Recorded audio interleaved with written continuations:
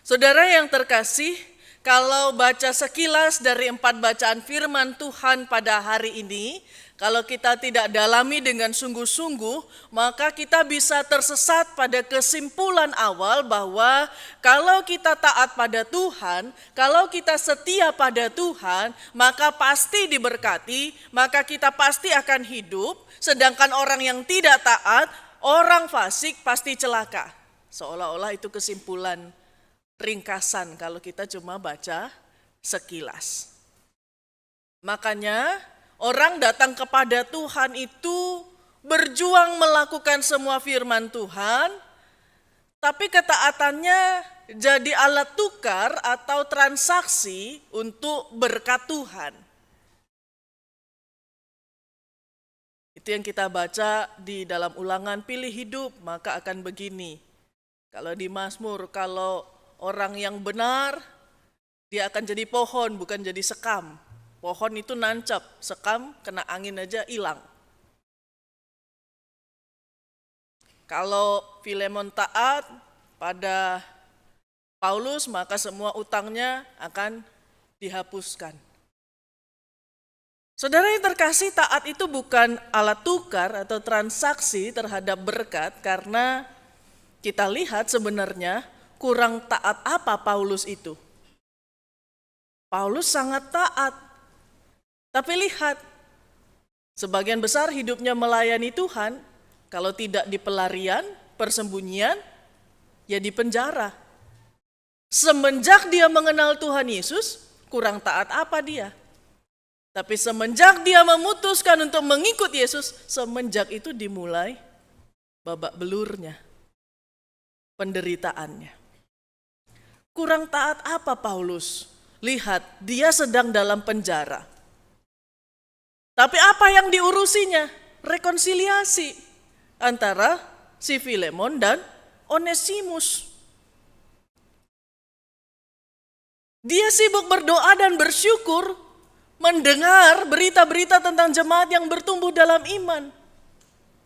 Dia sibuk nulis surat untuk menasehati jemaat-jemaat yang sedang terpecah, jemaat-jemaat yang sedang kena ajaran guru-guru palsu penyesatan.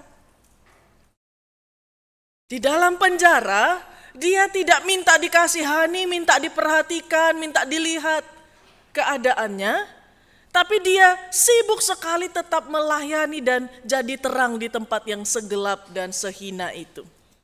Nah, Bapak Ibu Saudara yang terkasih, mengapa Paulus bisa begitu?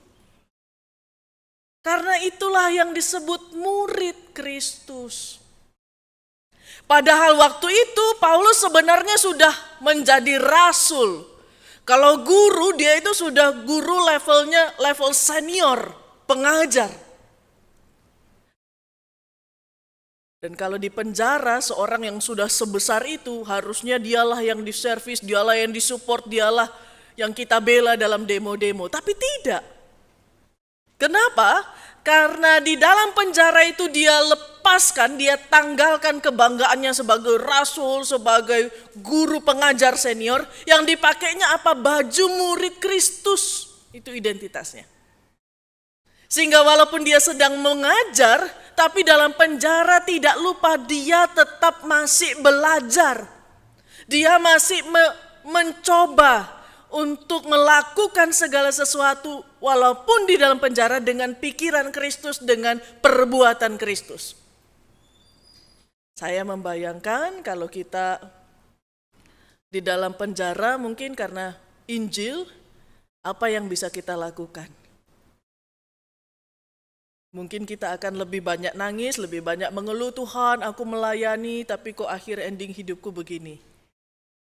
Paulus tidak. Di dalam penjara itulah dia memakai jubahnya sebagai murid Kristus dan dia praktekkan. Ada Onesimus yang bisa dia minta untuk layani dia, tapi karena untuk keperluan gereja Tuhan dia kirim kepada Filemon. Ada masalah, dia coba untuk rekonsiliasi, selesaikan. Dan dia tidak ambil keuntungan di tempat sebenarnya dia bisa mengambil keuntungan untuk dirinya sendiri. Kenapa? Karena itulah murid Kristus. Itulah yang dicontoh Paulus pada diri Yesus. yang mau masuk ke dalam dunia, yang sudah di atas salib pun tidak mikirkan dirinya sendiri. Dan Paulus itu praktekkan, bukan hanya ngomong, bukan hanya ngajar, dia lakukan itu pada dirinya sendiri untuk orang-orang lain. Nah, itu juga yang kemudian menjadi pertanyaan bagi kita, Bapak Ibu Saudara, menjadi murid Kristus itu benarkah juga sudah menjadi gaya hidup bagi kita? Atau cuma status, label, kita orang Kristen, lalu selesai. Apakah hanya bunyi di kartu induk kita sebagai anggota gereja atau piagam baptis CD atau akta nikah kita bahwa kita orang Kristen, tapi nggak bunyi dalam hidup kita sehari-hari. Orang bisa jadi Kristen, tapi belum tentu jadi murid Kristus. Seorang pendeta di Perang Dunia Kedua dari Jerman sudah terkenal, namanya Dietrich Bonhoeffer. Saya nggak ngerti ini cara bacanya gitu ya, tapi kira-kira begitu tulisannya. Dia menulis sebuah buku yang terkenal dengan judul The Cost of Discipleship, harga dari menjadi murid Kristus. Di dalam bukunya dia mengkritik gereja, mengkritik orang-orang yang menjadi Kristen tapi nggak ada pertobatannya. Bisa merayakan perjamuan kudus tapi nggak sungguh-sungguh melakukan pengakuan dosa. Mau jadi mendapat anugerahnya, mau dapat berkatnya tapi nggak mau jadi murid Tuhan. Pada zaman itu katanya di masa Perang Dunia Kedua, gereja itu ada tapi tidak ada disiplinnya, tidak ada pikul salibnya, dan bahkan tidak ada Kristus di dalamnya. Wah, keras sekali perkataan dari pendeta Dietrich Bonhoeffer ini. Karena itu dia mengatakan pada Perang Dunia Kedua itu gereja, orang Kristen hanya menganggap anugerah Tuhan itu sebagai cheap grace, anugerah yang murahan. Karena anugerah Tuhan itu hanya ditangkap dengan akal, tapi kemudian tidak mengubah, tidak ada transformasi apa-apa dalam kehidupan. Itu di masa Perang Dunia Kedua. Tahun-tahun kemudian ada juga seorang sejarawan Amerika, Thomas C. Reeves. Dia menulis sebuah buku, The Empty Church, gereja yang kosong, empty. Dia menulis begini Bapak Ibu, kekristenan di Amerika modern cenderung mudah, menggembirakan, nyaman, kompatibel. Tidak diperlukan pengorbanan diri, disiplin, kerendahan hati, pandangan dunia yang dituju setelah kematian, hasrat bagi jiwa-jiwa, tidak perlu takut, tidak perlu juga belajar tentang kasih Allah. Kekristenan di Amerika modern hanya ada sedikit rasa bersalah dan tidak ada penghukuman, dan sudah ada jaminan upah di sorga yang pasti.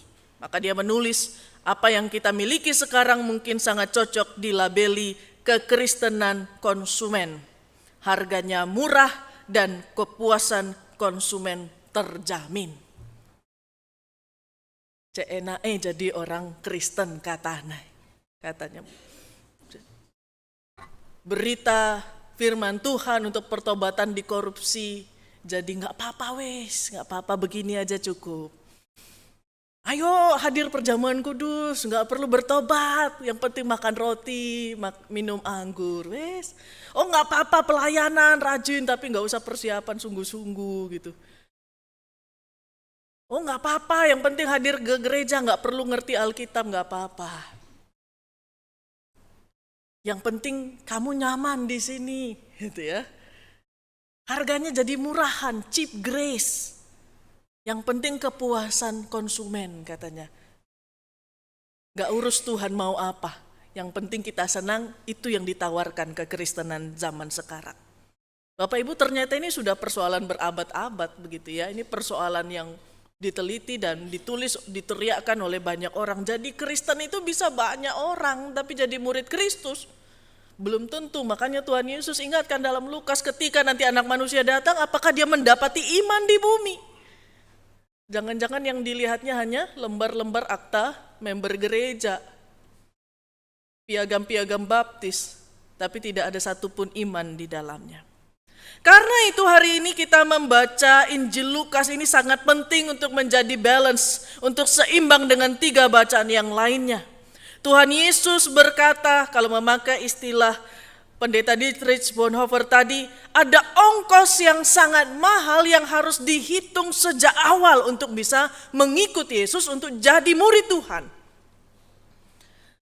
Semua harus dibayar dengan harga yang sangat mahal, termasuk bahkan relasi dengan keluarga. Tuhan Yesus bukan kampanyekan atau suruh kita membenci, tapi relasi cinta kita kepada orang tua, pasangan, anak, saudara, bahkan kepada nyawa kita sendiri, itu pun masih lebih murah daripada harga mengikut Tuhan. Itu maksudnya.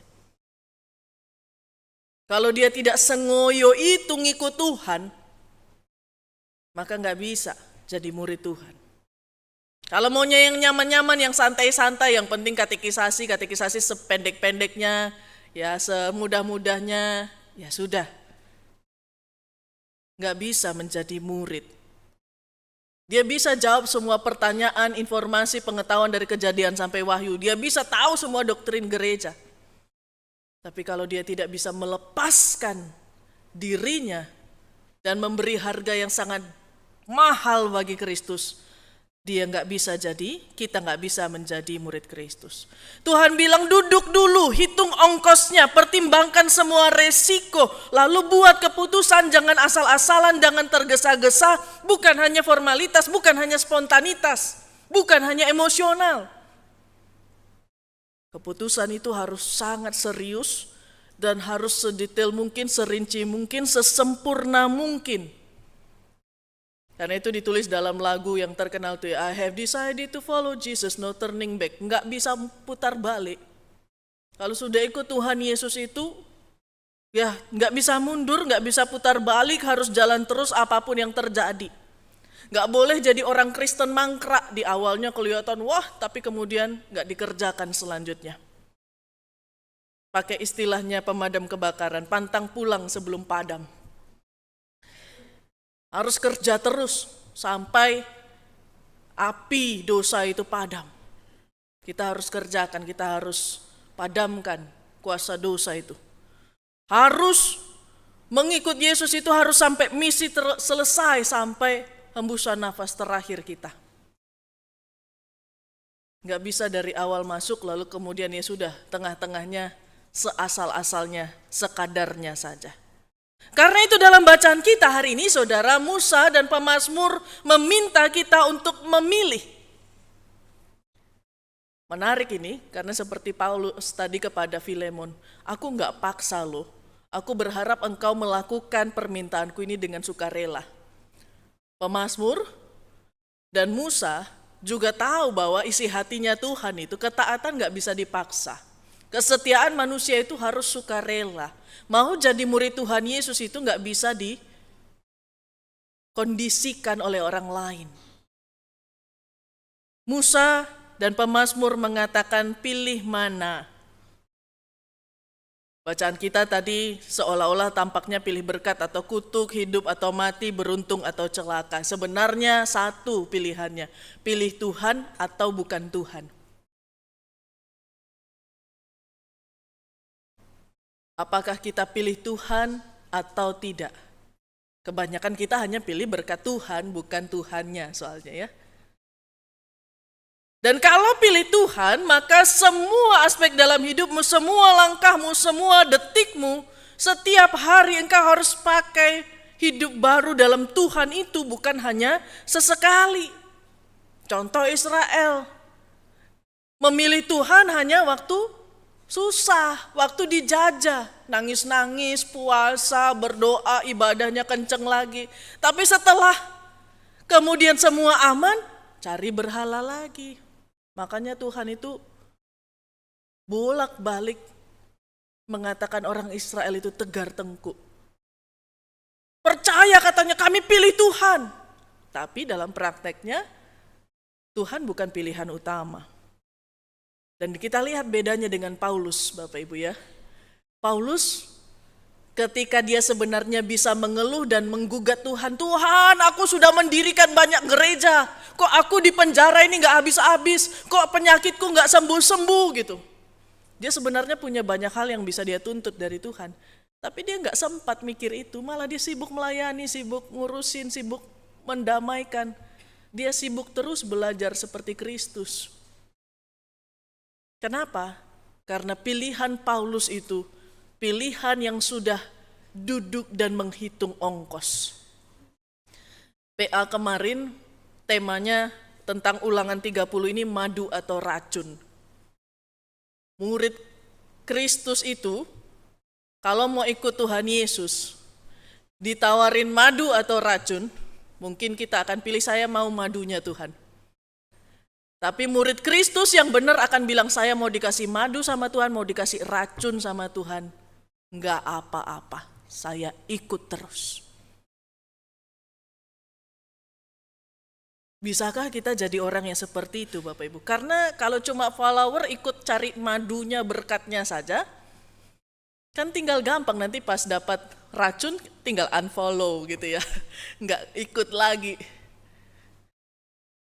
Followers itu adalah haters tersembunyi sebenarnya. Karena dia punya kepentingan. Orang yang kalau Bapak Ibu punya media sosial, orang yang follow Bapak Ibu di media sosialnya bisa jadi adalah mata-mata yang pingin kepo, ini pingin tahu, bukan seneng-senengnya kita, tapi pas jatuh-jatuhnya kita itu. Haters tersembunyi. Makanya Tuhan gak butuh cuma followers yang cuma lihat Yesus, tahu tentang Yesus, tapi kemudian cuma lihat, kapan nih dia kasih saya racun, saya akan viralkan namanya jadi jelek. Bapak Ibu yang terkasih, Paulus berhasil karena dia terus memilih untuk jadi murid, dan itu keputusan yang sudah dihitung mendalam di dalam hatinya. Dan sebenarnya itu yang menjadi dasar dari tadi Musa di Ulangan 30, kita mulai baca di ayat 15 ya. Tapi di ayat 10 sebenarnya yang paling penting ketika Musa mengatakan, apabila engkau mendengarkan suara Tuhan Allahmu dengan berpegang pada perintah dan ketetapannya yang tertulis dalam kitab Taurat ini, dan apabila engkau berbalik kepada Tuhan Allahmu dengan segenap hatimu dan dengan segenap jiwamu. Memilih jadi murid Tuhan bukan di aksinya, bukan di actionnya dulu. Tapi keputusan batin, pilihan di dalam hatimu. Baru engkau bisa nyambung di pohon Tuhan itu.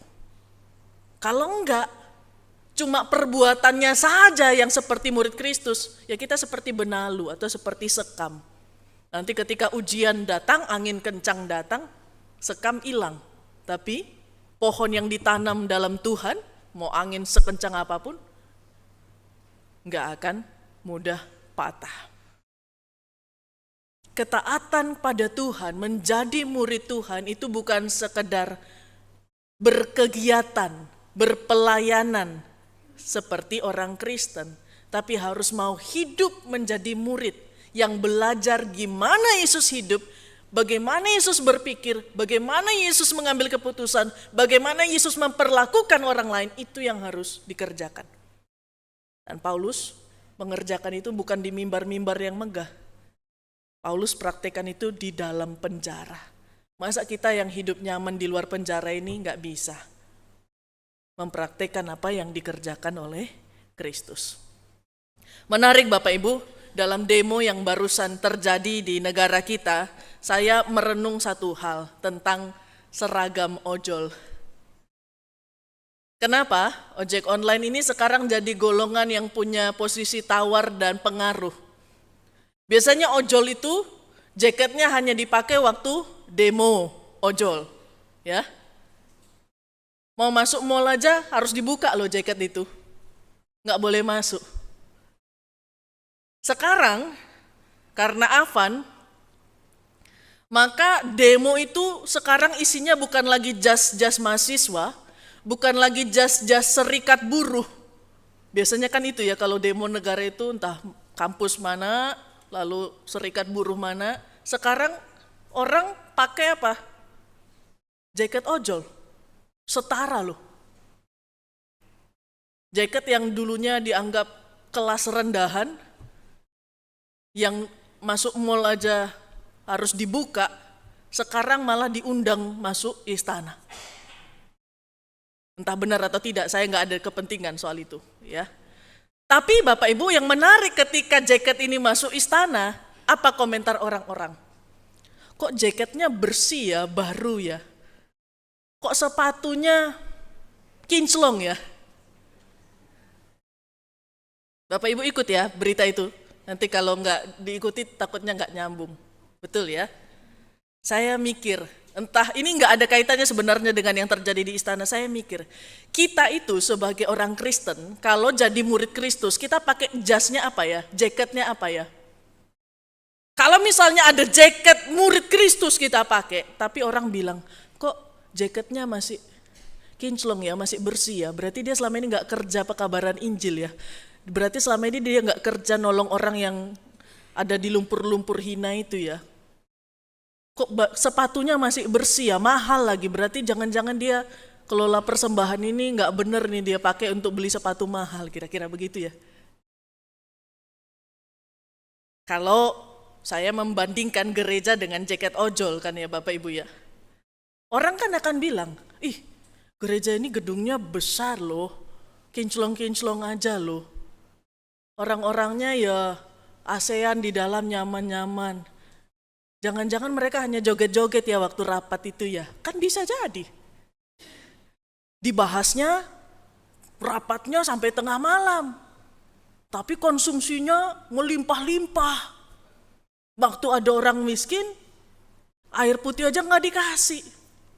Ini ojol palsu nih, atau ini murid Kristen palsu, murid Kristus palsu nih. Walaupun sekarang nanti ada video-video lain yang mengatakan kami ojol asli gitu ya, ini teman-teman kami gitu ya. Tapi kalau kita murid Kristus itu pakai jaket jas murid Kristus, orang luar akan bilang ini murid palsu ini. Gak ketok kerjanya belas, gak ada kotornya, gak ada nodanya sama sekali. Karena dia hanya di tempat-tempat nyaman, di tempat-tempat yang gak mau rusuh, gak mau kerja bagi orang yang susah. Tangannya masih mulus, belum ada sayat-sayat untuk memberi makan orang-orang yang lapar. Kakinya masih belum ada kena gigitan nyamuk karena belum masuk ke dalam hutan-hutan untuk membela orang yang terpinggirkan, orang yang tertindas.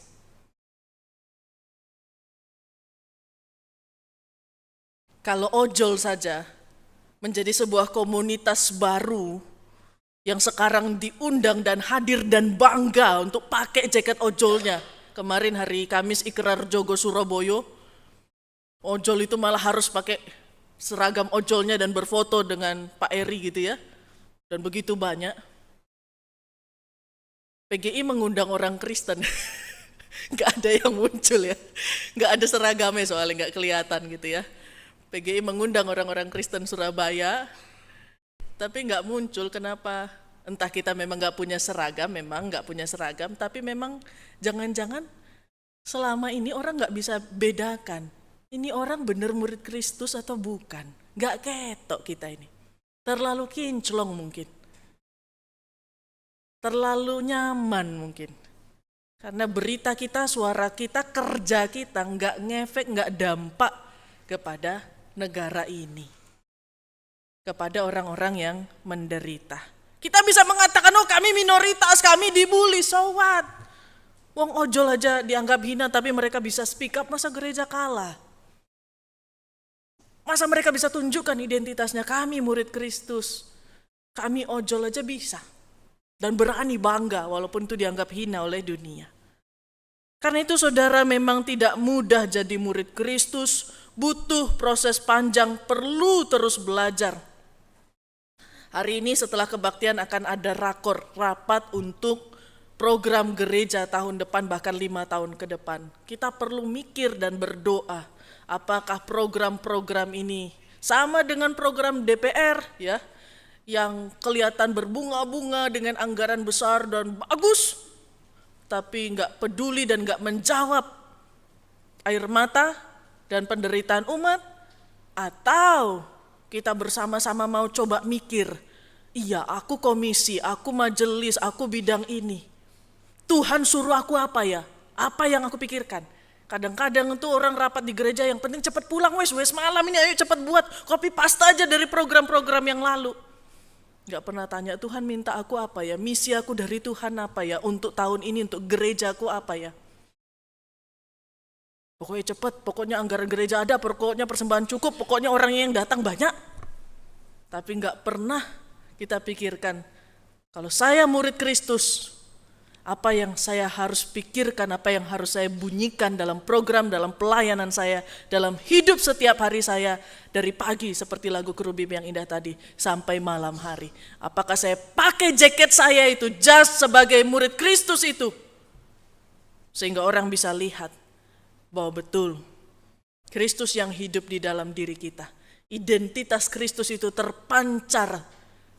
Kita jadi Injil yang terbuka, wajah Kristus yang nyata bagi sesama kita.